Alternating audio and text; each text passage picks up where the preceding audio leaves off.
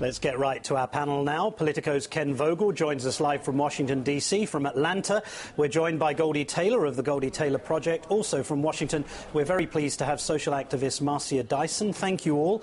Ken, it's often said that great minds think alike, and here we have both Sarah Palin and Mitt Romney singing that same old dull, stale, tired song about liberal media conspiracies. In fact, one study from the Pew Center found that Romney is getting better press than the president.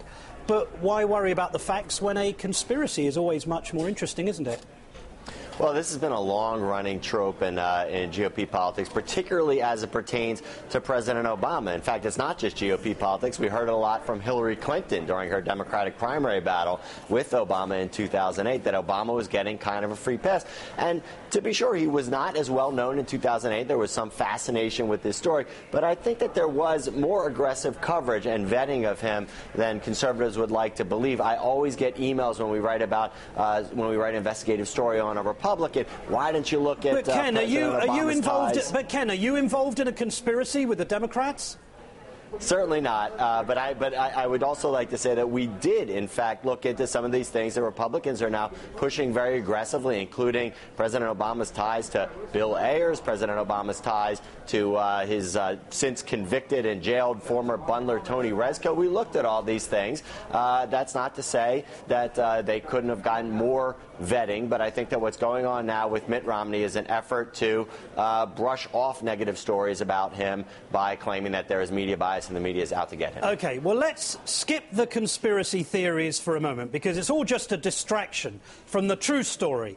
And you can find that right here on the cover of the business section of the New York Times. Yes, the spreading scourge of corporate corruption. The story is taking centre stage again. Thanks to the interest rate fixing scandal involving Barclays, it's already led to the downfall of a number of Barclays executives. This, of course, includes former CEO and Mitt Romney supporter Bob Diamond.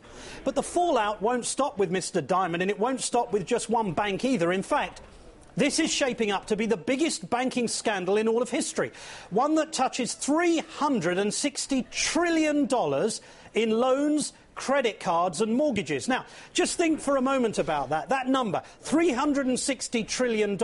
If you took the GDP of every single country in the world and added them all together, it still would not equal that amount, not by a long shot. And unlike the crash in 2008, this is something people can understand. It's not about derivatives or credit default swaps. It's about your mortgage. It's about your student loans. It's about your credit card. And when people find out that they've been cheated on those things, what are they going to think?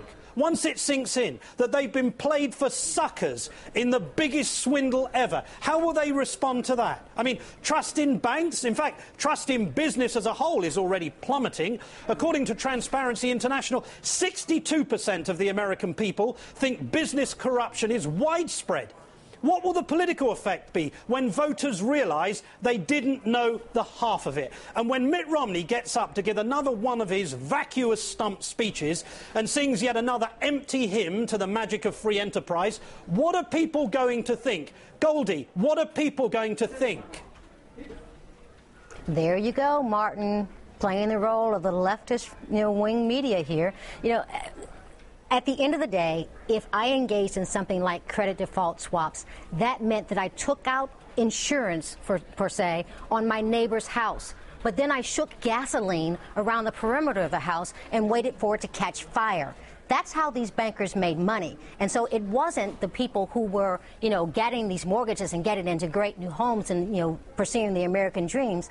It was bankers setting them up for a fall for which they profited. And now we're seeing those houses fall all around the globe. We're seeing, banking scandals and other things happen in Greece. We're seeing it happen here in our own borders. And so I think at the end of the day, you've got to look and see who Mitt Romney is surrounding himself with, who's showing up at these fundraisers on Long Island. Who are these people? But Goldie, Mitt Romney keeps telling us the two things he's going to do if he's elected is cut taxes and cut regulations. Regulations that might have prevented this. $360 trillion, and he's the guy who's going to cut more regulations. If the right regulation had been in place, then credit default swaps would not have been possible, and that would have staved off the lion's share of the housing crisis that we had and the bundling of subprime mortgages and selling them off from investment bank to investment bank. And so smart regulation is the right thing to do. As a small business owner, of course I don't like onerous regulation that costs me more time and paperwork than is necessary, but it should keep American consumers of products and services safe. And at the end of the day, that's what regulation is about. If you're not going to do that, I darn swear you that you don't want to get onto a plane that is not properly regulated by everybody who touches it. And so at the end of the day, it's got to be smart regulation. But to say that we've got to just do away with all government regulation and downsize government just for the sake of making it smaller, that's a dangerous notion that I hope that we don't play into. Marcia, do you think that Mitt Romney has paid any attention to what's happened to the global economy after the last 4 or 5 years? Does he pay any attention to the fact that people are still perpetrating activities that result in things like major fines to a bank like Barclays? Does he have any idea of what's going on?